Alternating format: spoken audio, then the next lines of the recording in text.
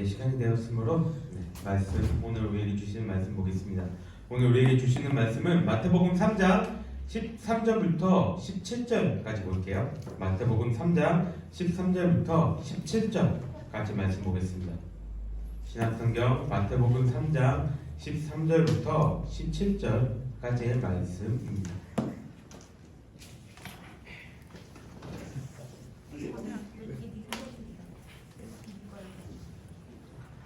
마태복음 3장 13절부터 17절까지의 말씀 다 찾았나요? 네, 다 찾았으면은 제가 한 절 읽고 우리 친구들 한 절 읽을게요. 제가 먼저 읽겠습니다.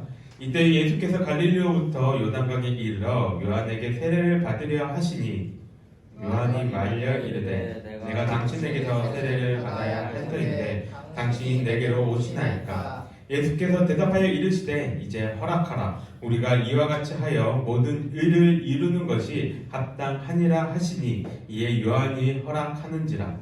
예수께서 세례를 받으시고 곧 물에서 올라오실 때 하늘이 열리고 하나님의 성령이 비둘기같이 내려 자기 위에 임하심을 보시더니 함께 읽겠습니다. 하늘로부터 소리가 있어 말씀하시되 이는 내 사랑하는 아들이요 내 기뻐하는 자라 하시니라. 아멘. 점심 맛있게 먹었어요? 네. 뭐 나왔어요? 계란이요. 가장 맛있는 반찬 계란이었어? 김치찌개. 김치찌개. 맛있겠네요. 저는 설교나 찬양인도 하기 전에 점심을 안 먹어요. 왜냐면은 어렸을 때 찬양인도 할 때 점심을 안 먹어야지 애절한 목소리가 나오더라고. 배부르면은 배가 불러서 그런지 목소리가 제대로 안 나와요. 그리고 내가 이 설교 사역을 시작하고부터는 배부르면은 계속 트림 나오고 계속 얘기를 해야 되는데 배가 부르면은 이게 지속하기가 힘들어서 이제 밥을 잘 안 먹어요. 그래서 이렇게 안 먹고 하는데 그래서 점심이 뭔지 물어본 거예요. 맛있게 먹었는지. 오늘 우리 교회 집사님들 권사님들 음식 잘 하시잖아요. 그죠? 네, 맛있게 잘 하시는데 잘 챙겨 먹고 우리 잠이 오더라도 딱 30분만 우리 집중해서 우리 말씀을 듣기를 원합니다. 저기 히터를 꺼주세요. 네, 충분히 따뜻한 것 같아요. 자, 오늘 뭐에 대해서 성경 공부했어요? 세례요. 네, 세례에 대해서 성경 공부했습니다. 예수님의 세례 받으심에 대해서 이야기를 했어요. 이것을 기억하면서 오늘 설교는 세례가 일단은 무엇인지 그리고 왜 세례를 받아야 하는지 마지막으로 예수님은 그럼 왜 세례를 받으셨는지 이 세 단계로 살펴보겠습니다. 먼저 세례는 무엇인지 살펴보겠습니다. 세례가 뭐예요? 우리 친구들? 세례가 뭡니까? 여기서는 세례 받은 친구 손? 네, 세례 받은 친구 손? 세례 안 받은 친구? 네, 그죠? 세례 받은 친구도 있고 세례 받지 않은 친구들도 있는데 교회 헌법상 만 15세 중3이죠. 만 15세면은 중3 이상 되는 친구들이라면 세례를 받을 수 있다라고 되어 있습니다. 세례의 의미는 내가 이제 공과책 보니까 공과책에서 되게 잘 요약해 놨더라고요. 공과에 뭐라고 얘기하냐면 세례에 대해서 이렇게 이야기를 합니다. 믿는 자가 성부와 성자와 성령의 이름으로 물에 잠기는 것이 그리스도인의 세례입니다. 그것은 십자가에 못 박히고 장사되고 부활하신 구세주를 믿는 자의 신앙을 상징하는 순종의 행위이며 예수 그리스도 안에서 죄에 관해 죽고 옛 생활을 장사하며 새로운 삶을 살아가도록 부활하는 것을 의미합니다. 공과에서 우리 세례에 대해서 이렇게 정의를 합니다. 그리고 또한 우리가 죽은 후에 마지막 날에 부활할 것을 믿는다는 믿음의 고백입니다. 라고 이야기를 합니다. 교회의 성례, 세례하고 성찬 우리가 이야기를 하는데 세례를 받아야지만 교회의 진정한 정식으로 구성원으로 인정이 되고 그 이후에 성만찬에 참여할 수 있는 특권이 주어집니다. 나는 보통 이제 우리 중고등부 친구들을 이제 사역하면서 세례 교육을 할 때 세례에 대해서 한 줄로 딱 이렇게 얘기해라 이렇게 정해주면 보통 이렇게 정의를 해줘요. 이제는 내 삶의 주인이 내가 아니라 예수 그리스도라는 것을 믿음의 공동체들 앞에서 선포하는 것이 바로 세례이다. 라고 나는 정의를 합니다. 15살. 이제는 스스로 자신이 결정할 그 신앙에 대해서 결정할 나이가 되었기에 신앙에 대해서 결정하고 선택하라 라는 것이 바로 세례인 것이죠. 그렇게 세례는 우리가 교회를 다니면서 행하는 그 어떤 고백들보다 그 어떤 행사들보다 중요한 것이라는 인식이 있기를 바랍니다. 실제적으로 우리나라는 솔직히 이런 인식이 그렇게 깊지 않아요. 그런데 저기 뭐 독일이나 유럽이나 이런 데서는 만약에 여러분들 나이 또래의 친구들이 세례를 받는다 그러면은 먼 지방에 있는 친척들도 다 같이 와서 축하를 해줍니다. 어떤 의미라고 아까 얘기를 했어요? 이제는 내가 사는 것이 아니라 내 삶의 주인이 예수 그리스도다라고 고백하는 게 세례라고 얘기를 했잖아요. 이제 그 믿음의 공동체가 되었습니다 라는 거기 때문에 그만큼 기뻐하고 즐거워한다는 것이죠.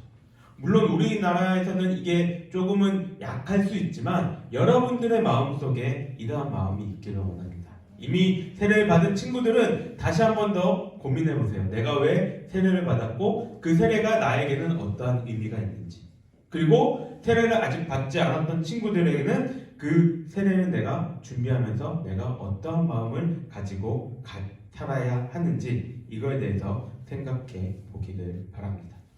예수님이 내 삶의 중심이 되신다. 이것을 고백한 이후에 우리의 삶은 이전과 같은 삶을 살 수가 없습니다.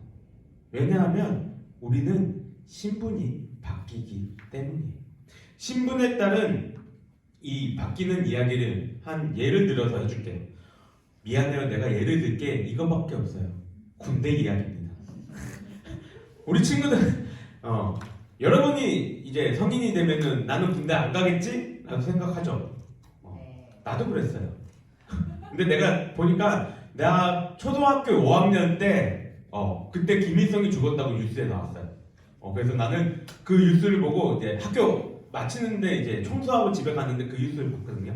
와, 나는 그럼 군대 안 가도 되나? 생각했는데 가더라고요. 군대 가요. 네, 어떻게 될지 몰라요. 어쨌든 군대에서 2년 이렇게 저는 2년 일주일 정도 군복무 했는데 딱 군복무 하고 이제 가장 군인들이 가장 기다리는 시간 언제예요? 전역하는 날. 이제 내가 전역하는 날이 다가왔어요. 얼마나 기뻐요. 진짜 그동안은 새벽에 일어나는 게 그렇게 고되고 힘들었는데 그날만은 잠도 안 와요. 애들이 이제 전역한다고 막 모포말이 이런 거 하거든요. 때려도 안 아파요. 때려. 마음껏 때려. 네. 그 전역하는 날이 딱 다가와요. 그리고 아침에 뭐 우리 대대장, 중대장한테 신고를 딱 하고 이제 전역하러 나갑니다. 이렇게 나갈 때 지휘관들이 대부분 동일한 말을 하는 것 같아요. 뭐 수고했다, 잘했다, 뭐 이런 말도 하지만 뭐라고 얘기하냐면 야, 너 오늘 밤 12시까지 너 군인이야. 이 얘기를 해요. 그게 무슨 말이냐면은 술을 먹고 사고를 치더라도 12시 이후에 치라는 거예요. 무슨 말이냐면 우리나라 이 군 법상 그 전역하는 날 밤 12시까지는 나는 군인이에요. 그러니까 내가 만약에 그 12시 안에 사고를 치게 되면 나는 군인으로서 이 제재를 갖고 군 재판을 받게 돼요. 그리고 만약에 뭐 진짜 군인으로서 민간인하고 싸우잖아요. 그러면은 100% 군인이 다 잘못이에요.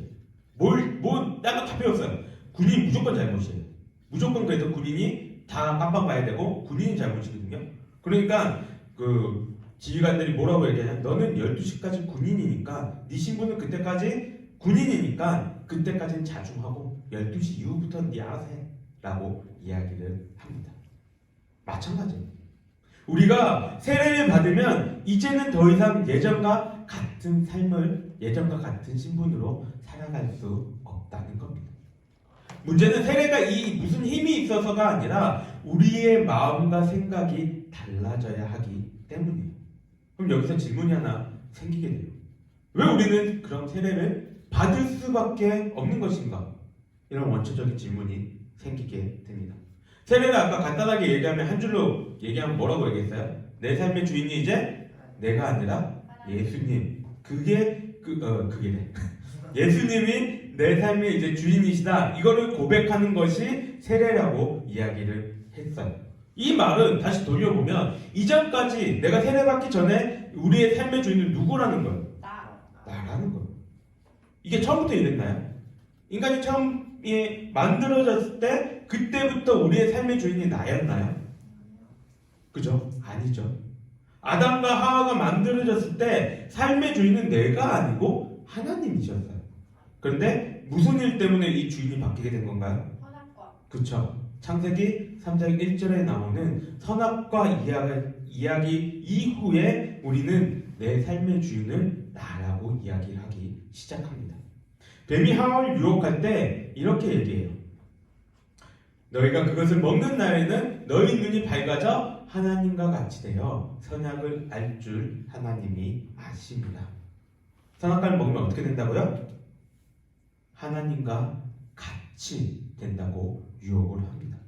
내 삶 속에서 옳고 그르다 이거를 하나님의 판단에서 하나님께 맡기는 것이 아니라 내가 판단해서 이제 나 스스로가 내 삶의 주인 하나님의 자리에 내가 올라갈 수 있다고 유혹한 거예요. 하와는 이 유혹에 이겨냈나요? 아담은 이겨냈어요? 아니요. 이겨냈으면은 예수님이 이 땅에 오실 필요도 없고 우리가 세상에서 힘들게 땀 흘려서 일을 하지 않아도 됐을 거예요. 아담과 하와는 뱀의 유혹에 넘어가서 하나님의 말씀을 어기고 선악과를 먹었고 그로 인해서 우리 가운데에 무엇이 들어옵니까? 죄가 들어오게 된 거예요. 그래서 우리가 읽지는 않았지만 예수님의 앞길을 예비하는 세례 요한이 뭐라고 외칩니까?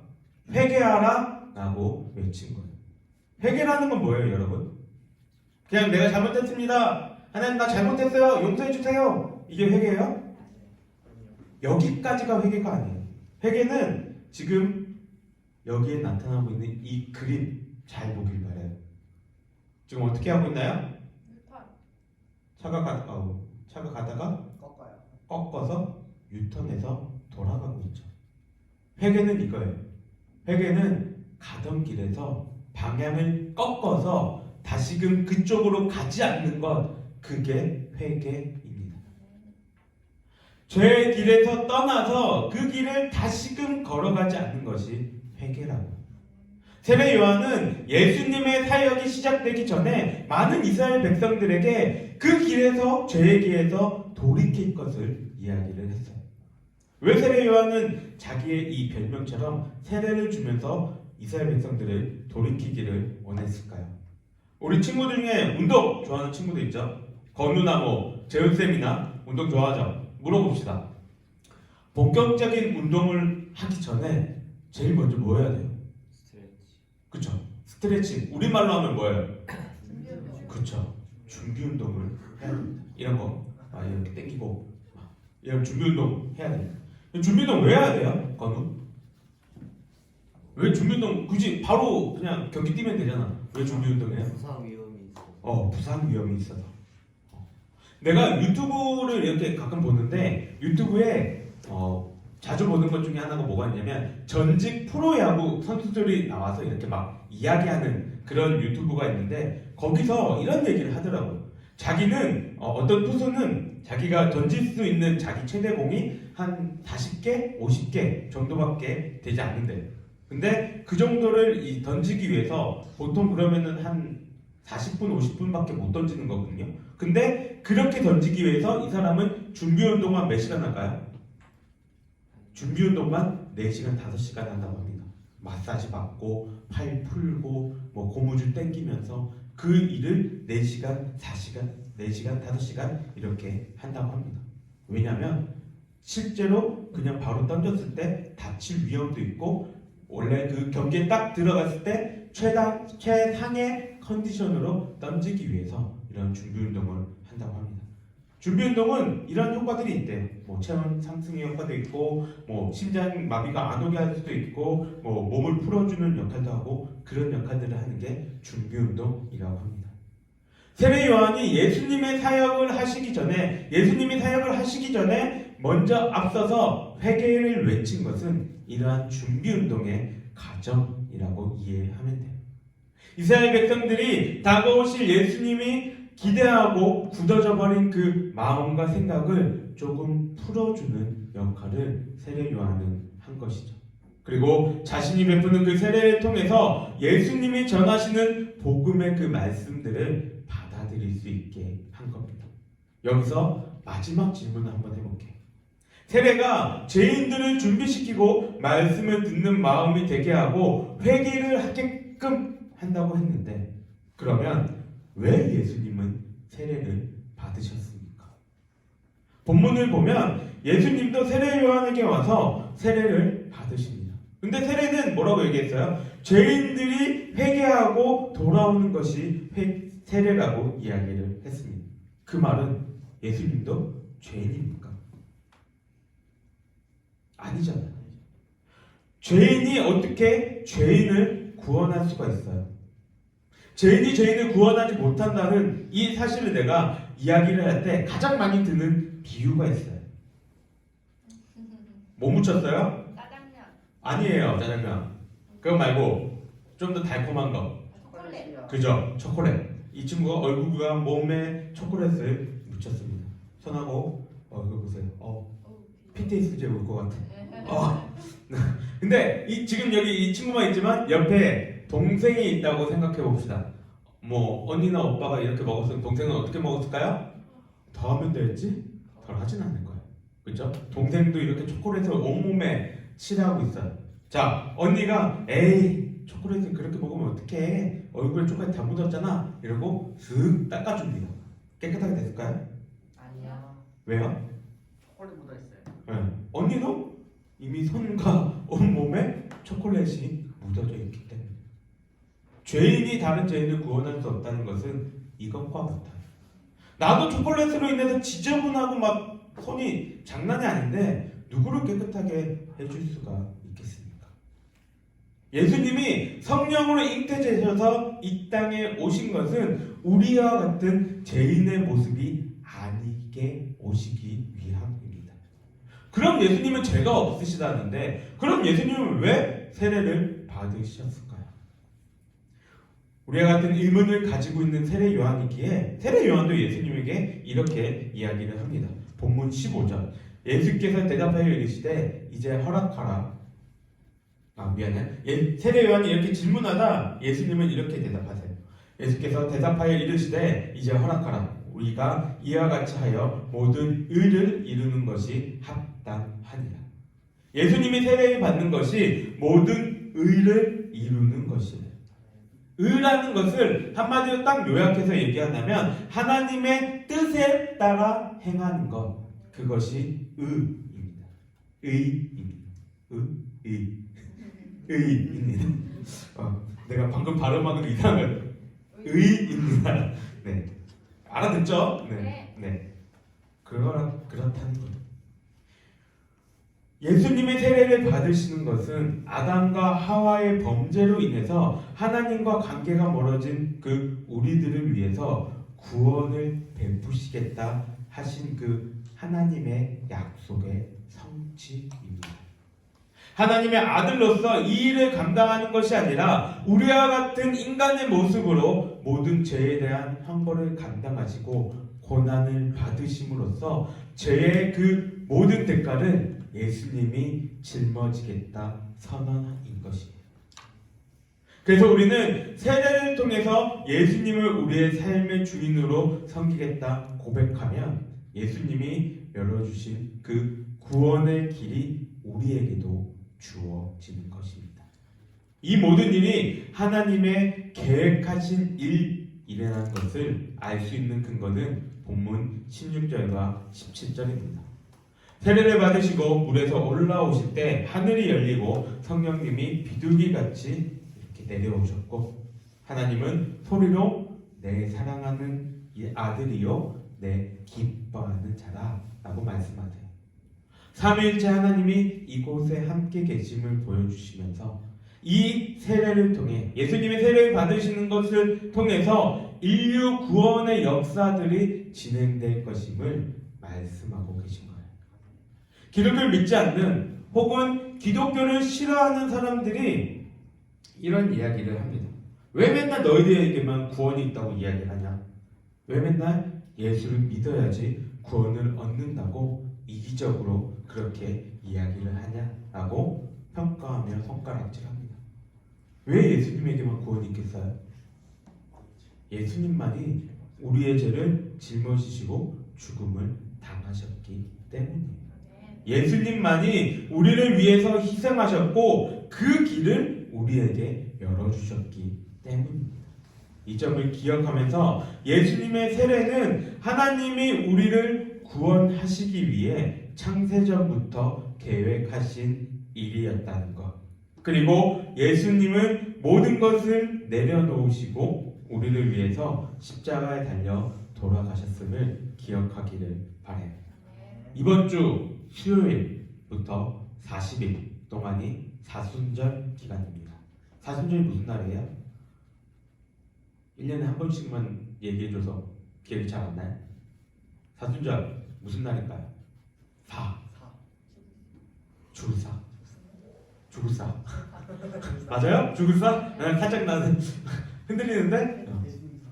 사순절이 무슨 날이냐면 예수님이 부활하신 그 부활절로부터 40일 앞에 동안 그 40일의 기간은 사순절이라고 이야기를 합니다. 그래서 예수님의 그 40절 기간 동안 예수님이 십자가에 달려 돌아가신 것, 그것들을 우리가 생각하고 기억하는 기간으로 지내고 있습니다. 우리들 가운데에 오늘 말씀을 통해서 예수님은 왜 받지 않으셔도 되는 세례를 받으셨는지, 왜 예수님은 굳이 받지 않으셔도 되는 그러한 고난과 환난과 역경을 당하셨는지, 그것들을 다시 한 번 더 기억하는 그러한 시간들이 되기를 바랍니다.